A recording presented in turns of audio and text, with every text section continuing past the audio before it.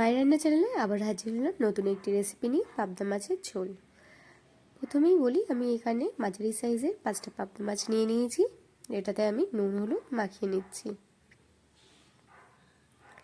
নুন হলুদ ভালো করে মাখিয়ে নিলাম, নিয়ে এগুলোকে এবার ভাজার জন্য রেডি করে নিলাম। আর এর সাথে অন্যান্য উপকরণগুলি, এখানে আলু লম্বা করে কেটে নিয়েছি, নিয়ে নিয়েছি টমেটো, ধনেপাতা, কালো জিরে আর 3 থেকে 4টে কাঁচা লঙ্কা। চলুন তাহলে মাছগুলো ভেজে নেওয়া যাক। পাবদা মাছ আপনারা জানেন হালকা ভাজতে হয়, তাই আমিও বেশিক্ষণ এটা ভাজবো না। জাস্ট এক এক করে হালকা ভাজা হয়ে গেলে চেঞ্জ করে অন্য দিকটা আমরা ভেজে নেব।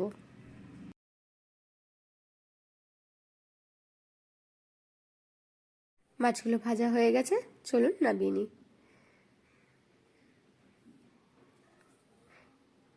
এক এক করে প্রত্যেকটা পিস আমরা এইভাবে নামিয়ে নিলাম।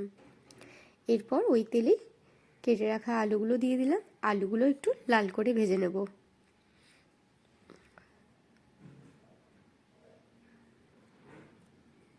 আলুগুলো লাল করে ভেজে নিয়েছি। এবার একটু আলুগুলো তুলে নেব আর এতে দিয়ে দেব কালো জিরে, কাঁচা লঙ্কা, আর এরপর দিয়ে দেবো কেটে রাখা টমেটোগুলো। দিয়ে একটু নেড়ে চেড়ে নেব। দিয়ে এতে আমরা অ্যাড করব হলুদ গুঁড়ো, জিরে গুঁড়ো, পরিমাণ মতো নুন আর একটু লঙ্কা গুঁড়ো।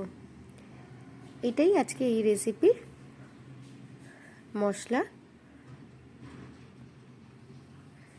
ভালো করে ভেজে নিলাম। টমেটোগুলো একটু নরম হয়ে গেলে এতে আমরা অ্যাড করে দিলাম ভেজে রাখা আলু। দিয়ে ভালো করে আবার নেড়ে চেড়ে নেব।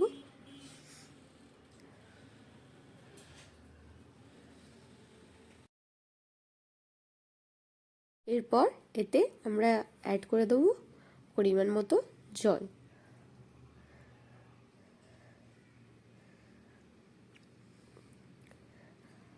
দিয়ে হালকা নেড়ে ছেড়ে একটু ফুটতে দেব।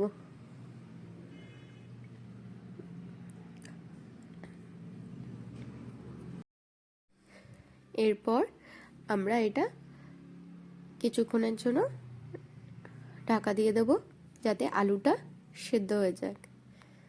আমরা এখানে 5 মিনিটের জন্য লো ফ্লেমে কিন্তু আলুটা সেদ্ধ করে নিয়েছি। দেখুন ঝোলটা অলরেডি ফুটছে আর আলুও প্রায় সেদ্ধ হয়ে এসছে। চলুন তারপর এতে এক এক করে মাছগুলো অ্যাড করে দিই।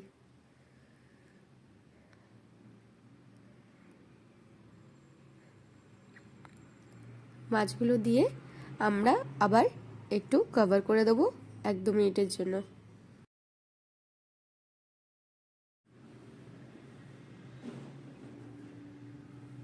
আমাদের কিন্তু রেসিপিটি অলমোস্ট কমপ্লিট হয়ে গেছে।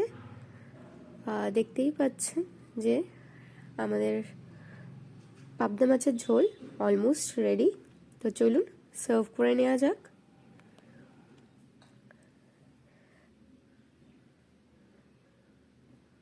আশা করি এই রেসিপিটি আপনাদের ভালো লেগেছে। ভালো লেগে থাকলে অবশ্যই লাইক, শেয়ার, কমেন্ট করে জানাবেন। আর আরেকটু ফ্লেভার অ্যাড করার জন্য দিয়ে দিলাম অল্প একটু ধনেপাতা কুচি।